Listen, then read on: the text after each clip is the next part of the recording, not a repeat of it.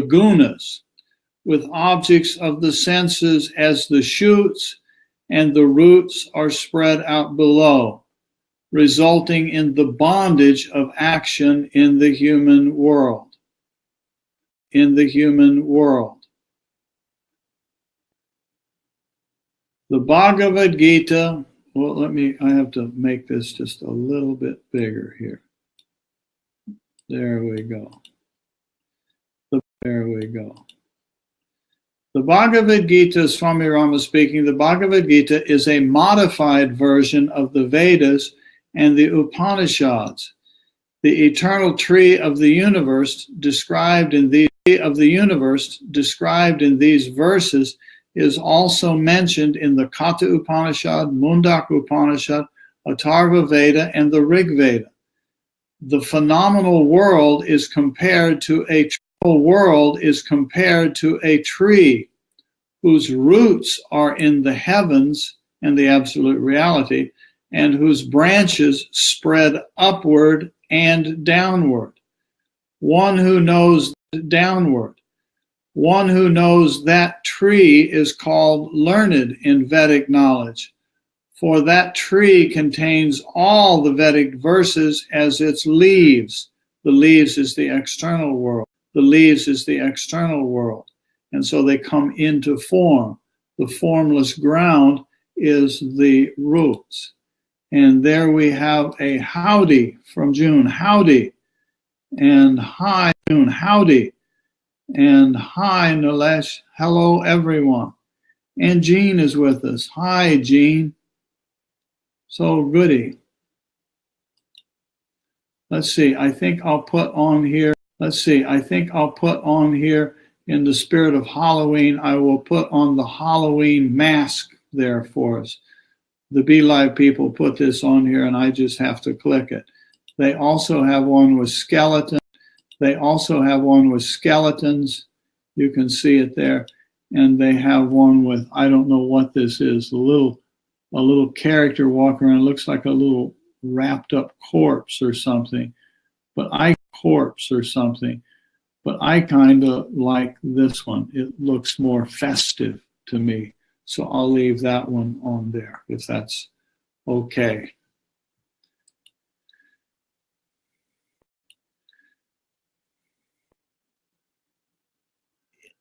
One who knows that tree is called learned in Vedic knowledge, for that tree contains all the Vedic verses as its leaves. It gives shade, its shade gives comfort to tired as its leaves. Its shade gives comfort to tired and weary scholars. The gunas cause the pleasant sense objects to blossom in that tree of the universe. Sound, touch,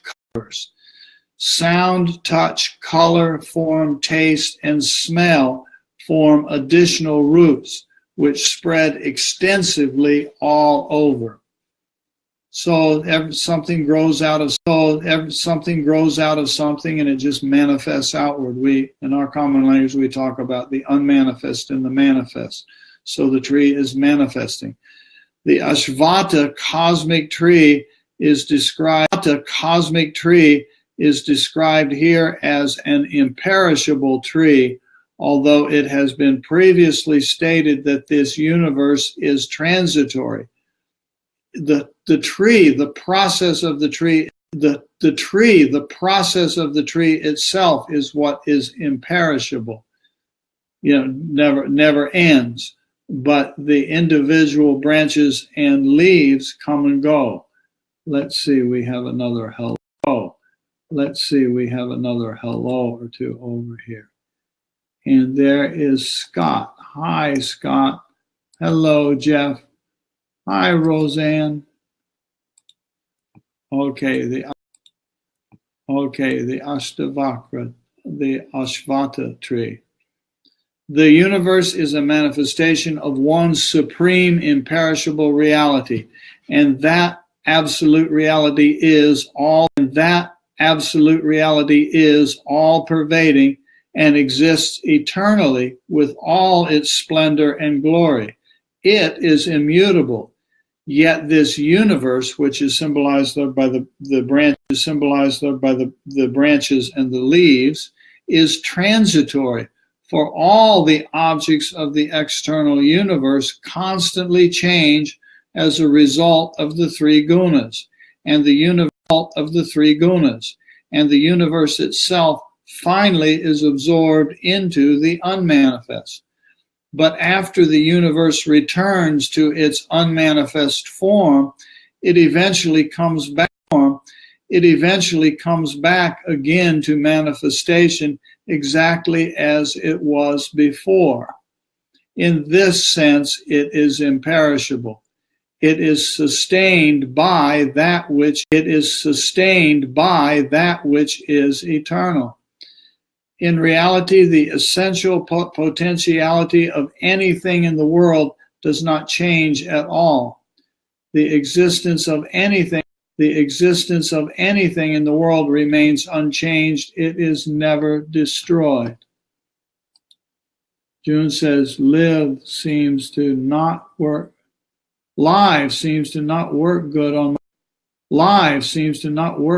my computer. Works fine if I watch the session later.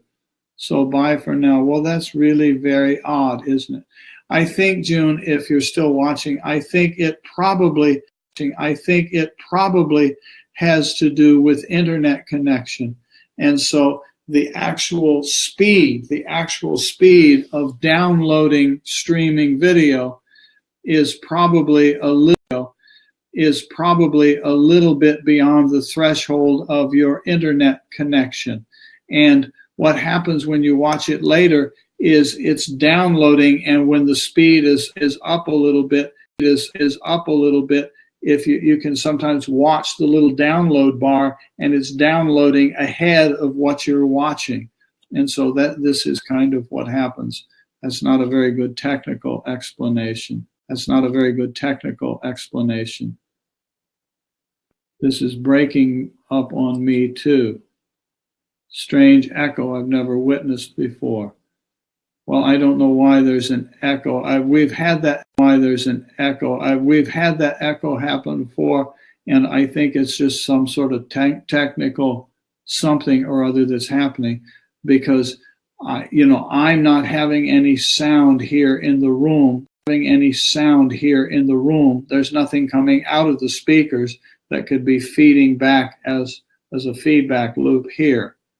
So whatever it is, it's a technical something that's going on in the BeLive software or the Facebook video software, probably. Something that's going on in the BeLive software or the Facebook video software, probably. Hello, Marydell.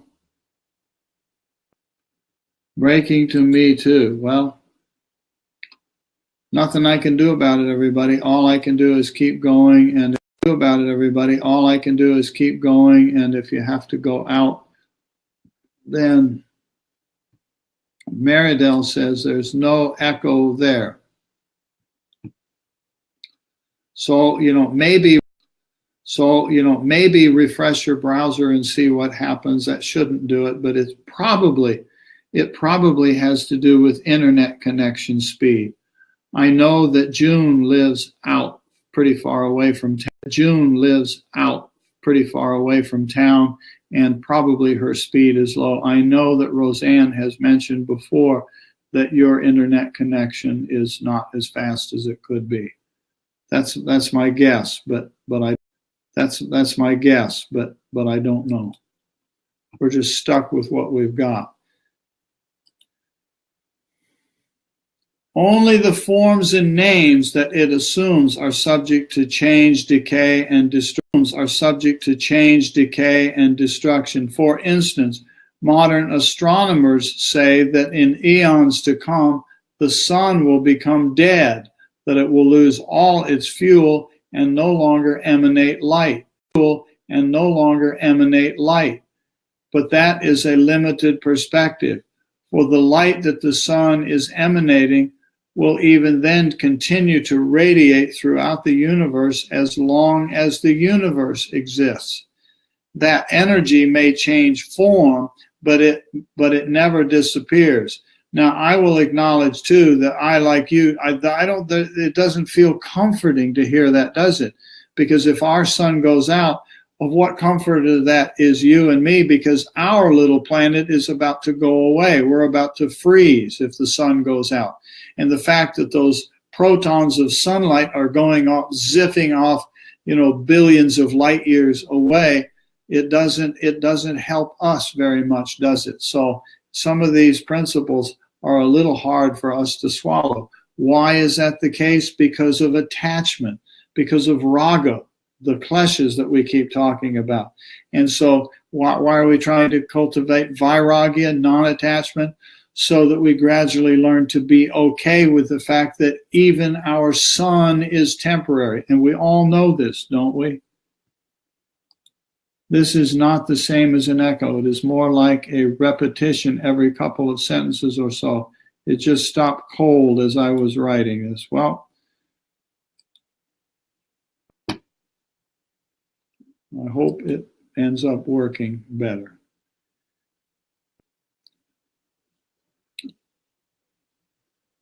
The self-existent reality, the very summum bonum of life, remains unchangeable. In human life, the body changes, but not the Atman. And as I've just had this thought flit through my mind, I'm remembering that it took us a long time to finally resolve our internet situation here. And we ended up upgrading our internet speed to a very high speed. And I spent a lot of money on a much better Wi-Fi in the ashram. And so now we've gotten spoiled here because our internet connection is just about always very good and very fast. And so our video that I'm doing right now is able to stream up, to upload, leaving the ashram and going out onto the internet. It's able to upload at a pretty high speed. And when we download video, it generally works without any problem at all. Generally, it just works. And so I say that with a sense of compassion for understanding what it's like to have the internet that you have maybe not quite as good as you would like it to be. And so, but I think that this is what accounts for why, as June was commenting, that later on when she looks at it later, that it works better. It's another reason that I like this modality of communicating, because we are able to do this and you can catch it later. Whereas if it has to be live only, like with the GoToMeeting format, then there's many people that just simply cannot participate because the connection won't allow it. Without Atman, the body cannot exist. The body exists only because of the existence of Atman. The tree of life is deeply rooted in the soil of nature and the power of Atman. Because Atman is imperishable, the tree of life is also considered to be imperishable. Although the leaves come and go, as most of us observe in trees near where we live. When the winter comes, most trees will lose their leaves, and then in the spring they grow back. Its form is not apprehended as it appears. It has no end, no beginning or foundation. Cutting this tree of very firmly grown roots with the strong weapon of non-attachment. There's the non-attachment. That higher, there's a Joe. Hi, Joe. That higher state should be searched throughout, arriving at which one no longer returns, saying, I take recourse in that very Purusha from whom perennial activity commenced. So there's our Purusha. This is the key. So the Purusha, the Atman, is eternal, but the leaves and the branches come and go. The understanding of the Ashvata tree is beyond the grasp and comprehension of ordinary people, for their minds remain engrossed in the objects of enjoyment. There's a very good point that Swami Rama is making with that. If you and I, the mere fact that we have the ability, now let's not go off on an ego trip with this that I'm about to say, the mere fact that we have the ability to even have the conversation and have some degree of understanding of this metaphor of this tree.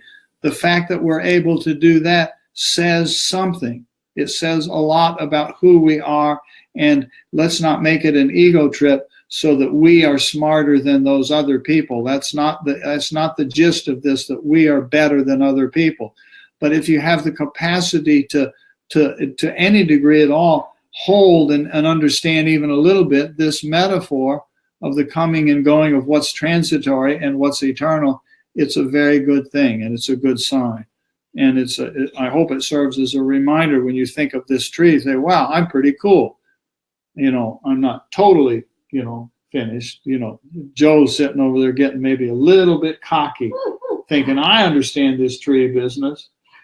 No, one thing I know, that I'm as dumb as a doorknob. I'm as dumb as a doorknob. Well, you're not as dumb as a doorknob. Well, but I understand the principle. Sometimes it feels like that. The more I know, the more I realize how little I know. They think that the transitory and temporal world is all there is, and thus make the enjoyment of the mundane world the goal of their lives. But those who have carefully examined the phenomenal world know that they are caught by the snare of deaths and births. When they understand the basis of their bondage, they also realize that they can cut themselves free from their entanglements with the powerful weapon of non-attachment. The tree of mundane existence has grown its roots deeply in the soil of the mind and heart of man. Let's see. Where they get a license for this kind of weapon of non-attachment? Good. Scott said being able to restarted. Roseanne said restarted and it's working better. Good. Be able to watch later is helpful. Yes. And then Scott talks about it's free. Let's all be free. And there's a Roseanne, free. Free. Free is not free. That's what's important. Freedom. Doesn't mean it comes without a price. The price is just everything who you think you are. The tree of worldly, when non-attachment is practiced, the aspirant becomes free from the bondage of karma created by charms, temptations, and attractions to the objects of the world.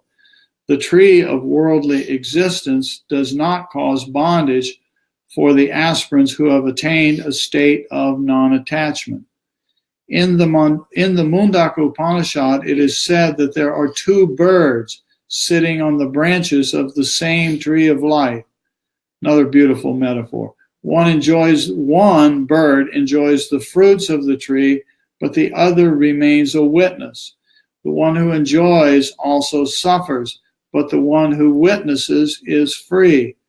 When the individual soul remains attached to that which is in the vast reservoir of the unconscious, the storehouse of merits and demerits, or impressions and samskars, he suffers. But the moment he becomes non-attached, he is free. The aspirant can attain a profound state of non-attachment and become free forever and ever. And even if we feel like we're a little bit or a lot short of this forever and ever, isn't it true? I say this in the spirit of lovingly giving yourself a pat on the back. Isn't it true that sometimes you really are quite aware of this? That there is a growing, maybe not perfect, but there is a growing sense of non-attachment to the chaos of the external world. And I'm saying that just to say that that's a sign of progress. And so don't get egotistical over it, but at least acknowledge that it's happening. Why not? Even Joe, who's a doorknob, so he says. Yeah. Free of pride and delusion, having conquered the stain of attachment. Oh, Joe, no, not quite. Permanently dwelling in spiritual knowledge, turned away from desires, liberated from pairs of opposites, named pleasure and pain, the undiluted ones go to that imperishable state. Listen to that phrase in there, permanently dwelling in spiritual knowledge. Now, I ask everybody, including Joe, the statement permanently dwelling in spiritual knowledge may not be true. But there are some times, for long periods of time, of being predominantly aware of this knowledge. Isn't it true? That's me saying that, and I think it's true for most of the people who hang out in these satsangs together. I think it's true. And so we should not go off on an ego trip, but we should recognize that this is what's going on. Neither the sun nor the moon nor the fire illuminates that going to which they do not return. That is my supreme abode. And who is the my? That's Krishna speaking as a symbol of Brahman, the absolute infinite non-dual reality.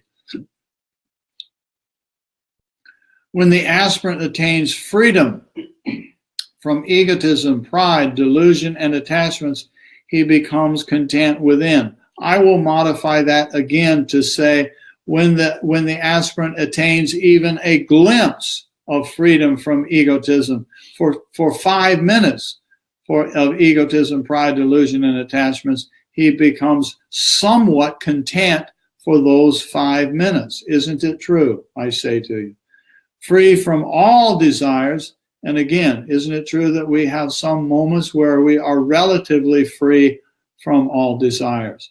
He attains wisdom and finally, the highest state of knowledge, which is imperishable in its nature. That knowledge is profound in itself. The light of the sun, moon, and fire have limitations, but the light of knowledge is the highest of all lights. And of course, that knowledge is the direct knowing, not merely intellectual information. No light is able to dispel the darkness of ignorance except the light of knowledge. I think it's important probably to know that this knowledge is not separate from you. You are the knowledge. Yeah, that you are the knowledge. It's not like I got the knowledge. I am the I. This ego called me is the possessor of knowledge. There's just knowledge. Yeah, there's just knowledge. There's no I. The source of all light is in the depths of Atman, not in the sun, moon, or fire. The latter are just fragments of the light of lights. The aspirant whose delusion has been completely dispelled by the light of knowledge, attains the supreme Brahman. Sri Krishna tells Arjuna that the imperishable Brahman is the final abode of all aspirants. Even Joe. Even Joe. In the world of the living ones, my own eternal particle has become the soul, jiva. It pulls the senses with mind as the sixth, whose basis is prakriti, the basis of mind. Mind is the sixth sense? The mind is the basis of prakriti. That's the key there. And so pulls the senses, the indriyas. Mm-hmm. So we have 5 jnanendriyas and 5 karmendriyas, and there is this sixth thing that basically is the buddhi, but it also is a prakriti. Because we don't know any better, often we think that what we're doing out here with our intelligent minds is consciousness, but it's not. It's consciousness operating out through those instruments. And so what we normally think of as intelligence is made of the stuff of prakriti. It's an important principle that the yogis are saying. It's actually material. Whichever body this Lord attains and from which one he departs, he goes taking the mind and the senses along in their repository, like the wind carrying fragrances. So these indriyas, these senses, this mind, these actually are samskaras. It's not that samskaras are only my habits. The one who is claiming ownership of the habits is also a habit. It's all made of prakriti. That's a shock to think about. And when you start to have that insight get clear, it can be kind of shocking. Wait a minute, you know. All of it is part of our causal body. Yes. Yes. Ruling over the senses of hearing and taste and touch and smell, as well as the mind, the soul experiences the objects of the senses. The stupefied ones do not observe him, the consciousness, the Brahman, whether endowed with gunas. He is departing or staying on or experiencing. Only those with the eyes of knowledge truly see. That's what Joel was saying before about knowledge, is the knowing itself. The yogis endeavoring see him dwelling within the capital S self. The unwise who have not cultivated the self do not see him even though they endeavor. It all comes in time, doesn't it? The individual soul is a part of the Supreme Self. The individual soul lives consecutively in various bodies. As the breeze carries the fragrance of the flowers, so the individual soul, when casting off the body, carries the samskaras with it. These samskaras motivate the individual soul to dress up in another garment, another body, and thus rebirth occurs. So when it says the soul is carrying the baggage along, the use of that word soul is referring to Atman. When it carries the baggage of samskaras along, that combined unit, which is of Atman and samskaras, is called Jiva or Jivatman. The individual soul is the enjoyer, and the body is like a garment that is changed when it is no longer useful to that soul.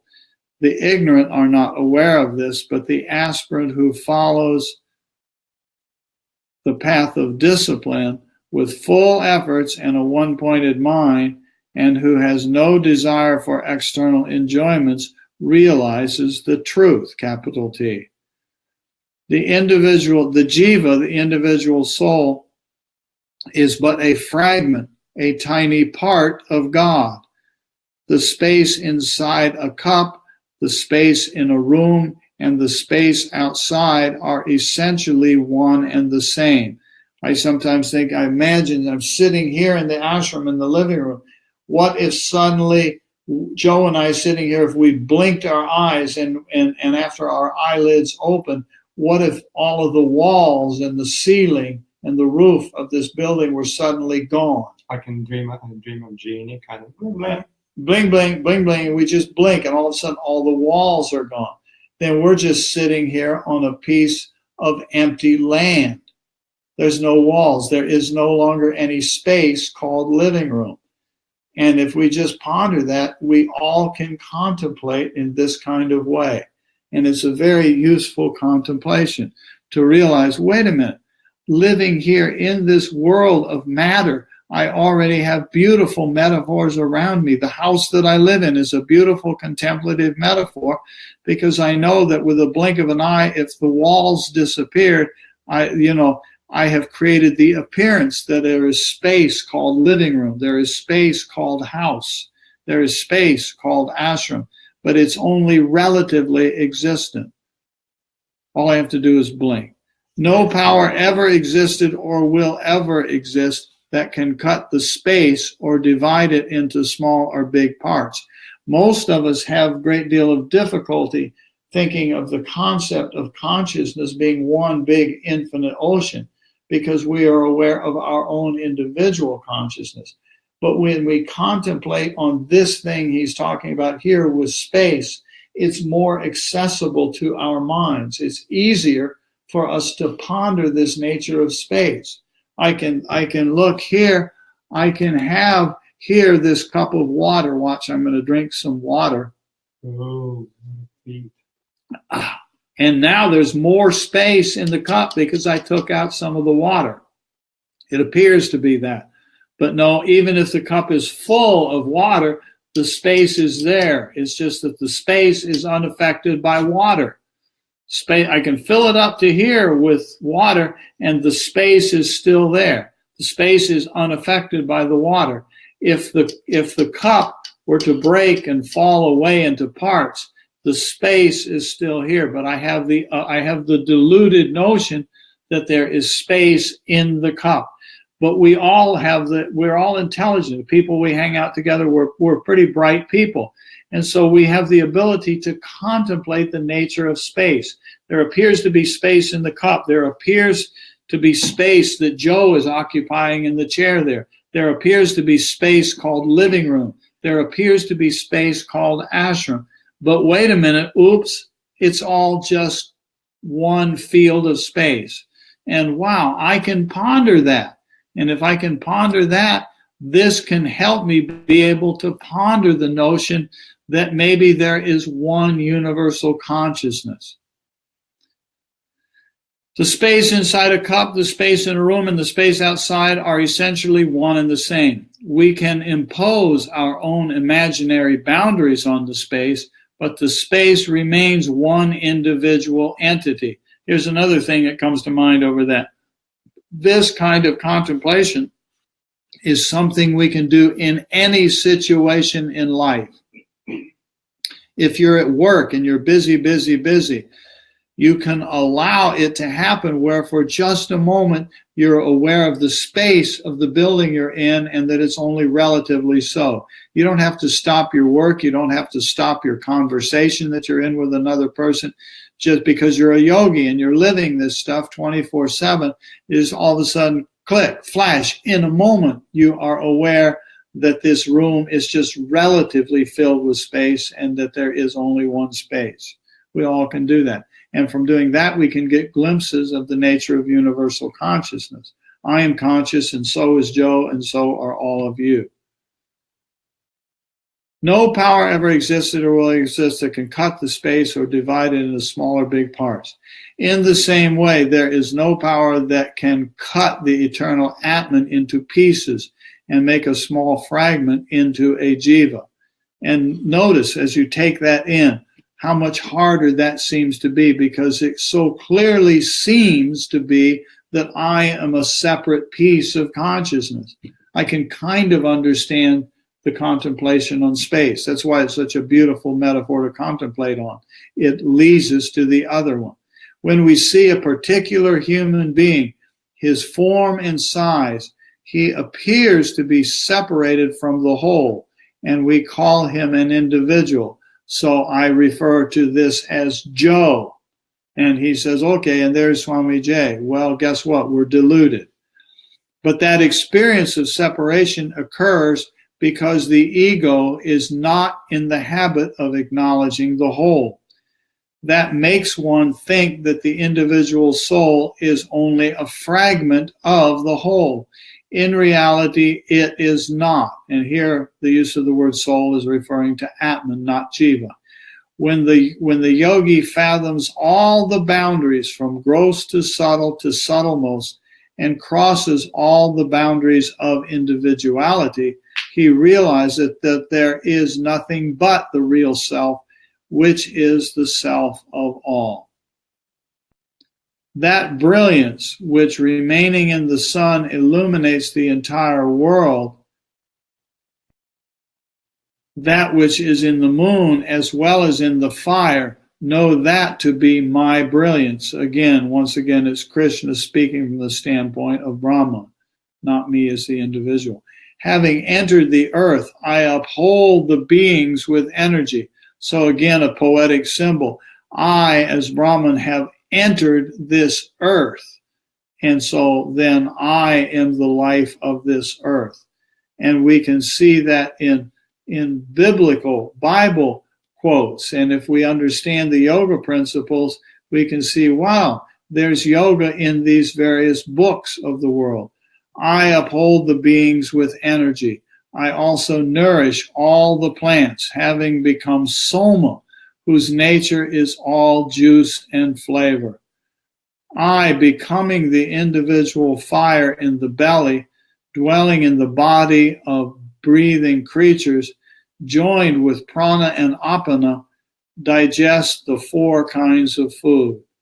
I don't know what the 4 kinds of food are it's referring to. Maybe Swamiji will remind us here. I am also situated in the heart of all. From me proceed memory, knowledge, and negation. I am the subject to be known through all the Vedas, the author of Vedanta as well as the knower of the Vedas. I am I alone. The blazing sun, the gentle light of the moon, and the golden flames of the fire belong to the one Supreme Self. The power of the Supreme Lord, expressed through these manifestations, enables the plants to grow and in turn gives the vegetable kingdom the capacity to nourish animals and human beings. Notice the way in which you and I, when we're in the world, we can contemplate, we can ponder on these symbols, and we can have some degree of understanding of them. This is called contemplation. The process, fancy word, is called vichara. And then when we come home and we sit on our meditation seat or cushion, then we do meditation and we go inward and experience the silence that gives us more insight about this. I mentioned that only to note one more time the way in which this pondering contemplation process goes along hand in hand with meditation. They're not done exactly at the same moment, and they're not exactly the same processes, but they are compatible. The power of the Supreme Lord expressed through these manifestations enables the plants to grow and in turn gives the vegetable kingdom the capacity to nourish animals and human beings. The fire of life, prana, that dwells in every human body is the fire given by the Supreme Lord, which of course is Brahman. All intelligence and knowledge have only one ultimate source. The power of knowledge in the human mind that enables it to know and to remember also emanates from the Supreme Lord. The same power emanated all the Vedas and Vedanta. All discussions and praises of the Vedas and Vedanta are devoted to the source of that power. Wouldn't it be beautiful if all of humanity had this worldview, not of yoga, not of Krishna, but this simple worldview that it is self-evident that everybody arose from the same source? It seems to me to be not likely that that's going to happen anytime soon. I wouldn't bet any money on that. Yeah, I wouldn't bet any money on it either, but it's a nice contemplation, isn't it? Wouldn't it be nice if all, what is it now, 8 billion of us had this perspective? Things would be different. The Supreme Lord exists everywhere. He lives in all beings. And here again, this word he is being used as a poetic symbol, not literally as a being, a man in the sky sort of being. He lives in all beings, and his power prompts all human beings to function and to do their duties. It is important for the aspirant to realize that there is only one truth within and without.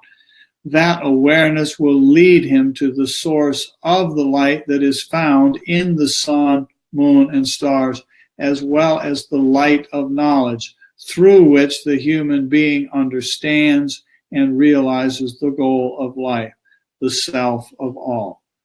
It is important for the aspirant to realize this. We need to ponder that. We really need to ponder it, not just read it in a paragraph in a book from time to time. We need to internalize it and think about it and remember it during the day, every day. Maybe you can't do it 24 hours out of 7 days a week. Maybe that's a little bit much, but we can certainly train ourselves to have these ideas pop through our mind a few times a day, every day, without exception, seems to me.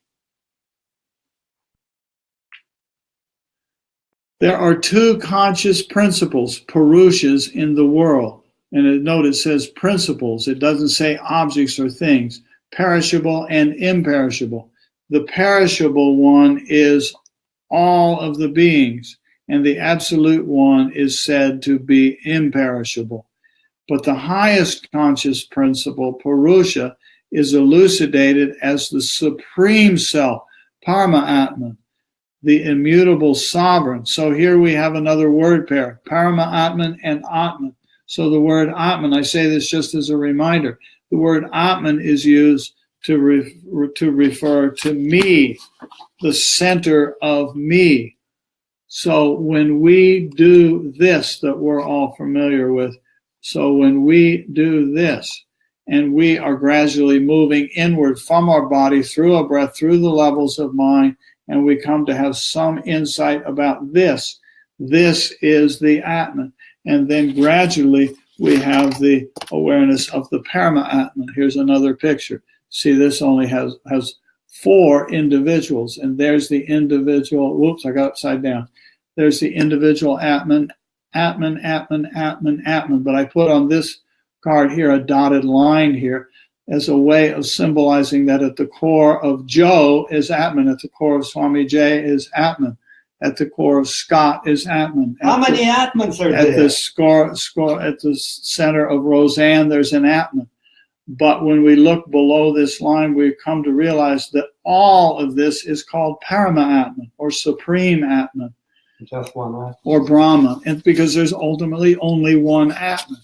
But this is just a very practical way to look at it, because we all experience this as if I am an individual. So the yogis allow us, okay, use the language Atman, but understand that it's really one Atman. And if you want a word to go with it, that word, one of those words, is Parama-Atman.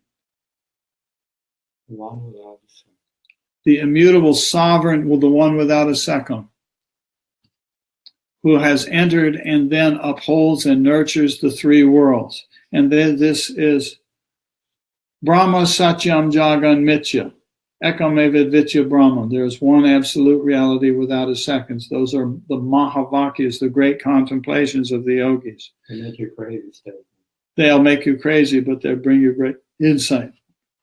And if you're not aware of that, we go to some effort to explain how those contemplations work in our sales pitch, free course, the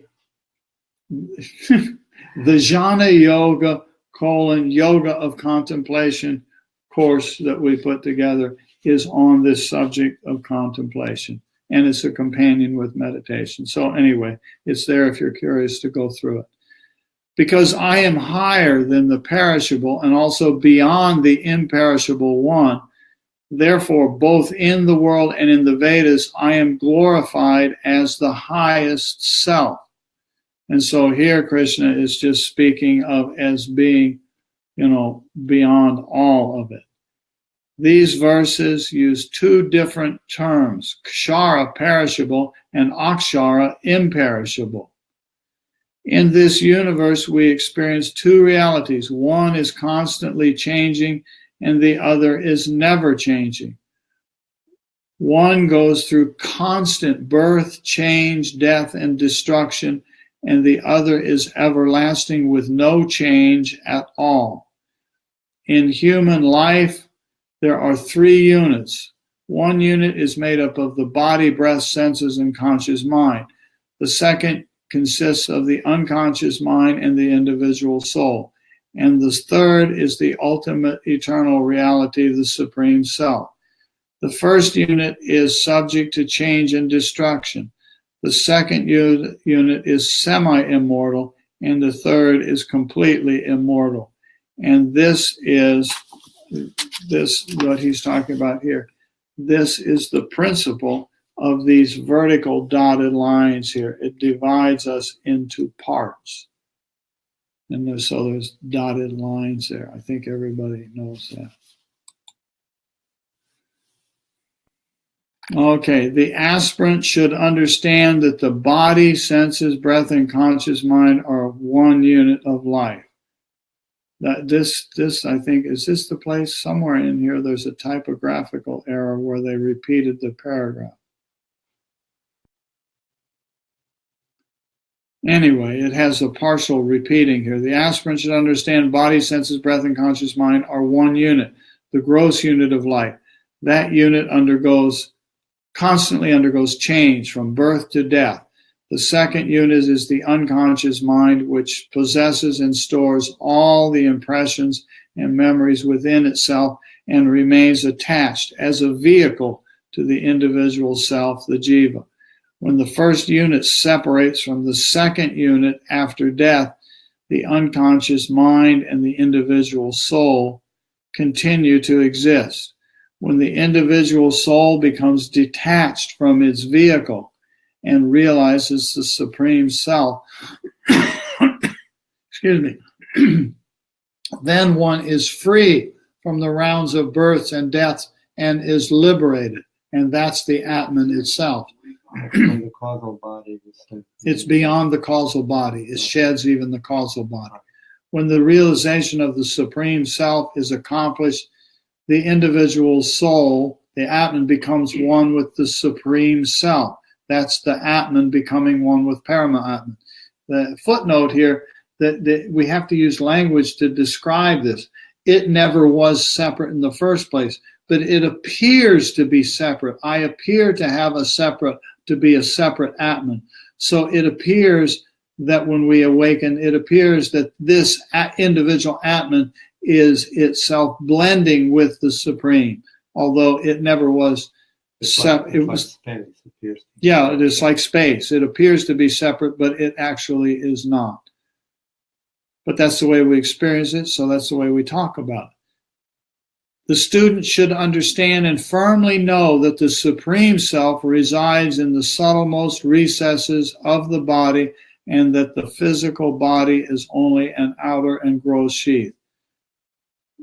There's a strong statement here. The student should understand and firmly know this, and we all should cultivate that. We all can do this.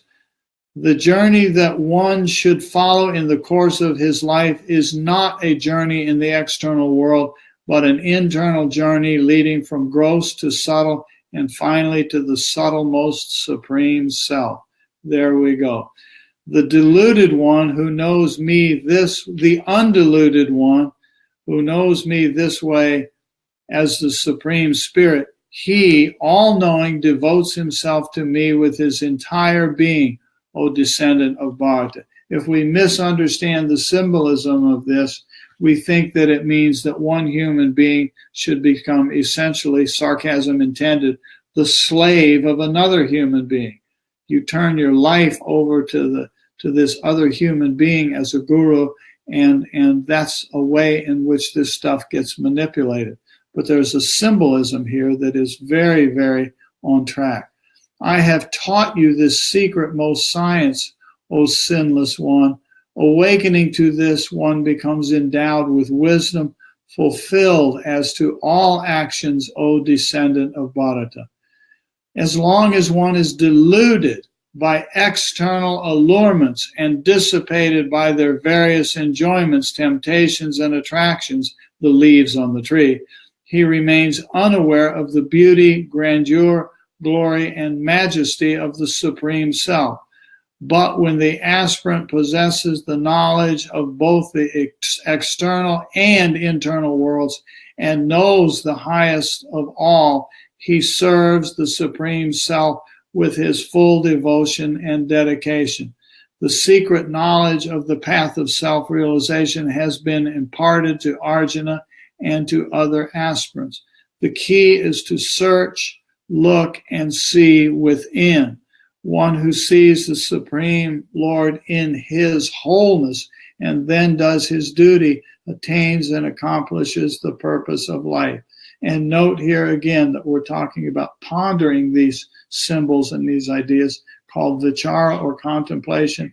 And this is a companion to what we do when we sit down a time or two a day and sit on our butt and set everything aside and go inward and do dhyana and meditation leading to samadhi. Here ends the 15th chapter, in which the secret knowledge imparted to those who are on the path of self-realization is explained. Okay? Next will be 16. These chapters in here are kind of fun because they're just a perfect size. We start a chapter, we finish a chapter. They're bite-sized, yes, that's very well said. Or maybe they're slice size. It's like a pie. It's cut into. Some of them are pretty hard. You can choke inside. Yeah. Chapter 2 particularly, it's like a whole pie unto itself. Many, many slices in there. Anyway, to be continued, huh? And we still have the essence of it all is captured in free. Let's let free be the last word, okay? So, thank you all for visiting and playing. Today is Halloween. I don't think I actually celebrate Halloween. Jamie was by earlier and had her 3 kids in the car. And I have a neighbor across the street. They were dressed like little creatures. They were really kind of cute and all made up. And so they went to the neighbor across the street. Joe and Beverly live in the house next door across the street.